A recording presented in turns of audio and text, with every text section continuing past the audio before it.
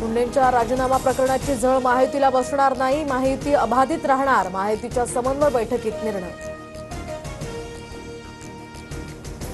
धनंजय मुंडेंच्या राजीनाम्याचं स्वागत, तर राजीनामा आधीच व्हायला हवा होता. शपथच झाली नसती तर पुढील गोष्टींना सामोरं जावं लागलं नसतं.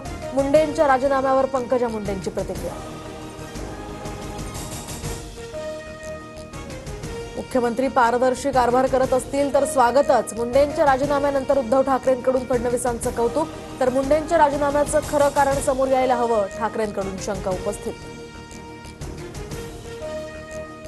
संतोष देशमुखांच्या हत्या प्रकरणाच्या पार्श्वभूमीवर आज धाराशिव जिल्हा बंदची हाक, तर देशमुखांच्या हत्येचे फोटो समोर आल्यानं याचे पडसाद.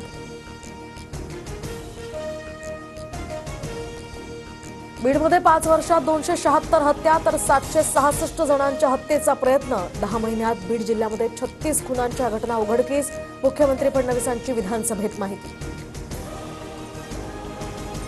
माणिकराव कोकाटेंच्या शिक्षेच्या स्थगितीला आव्हान देणाऱ्या याचिकेवर सुनावणी. कोकाटेंच्या मंत्रिपदासह आमदारकीवर आता निलंबनाची टांगती तलवार.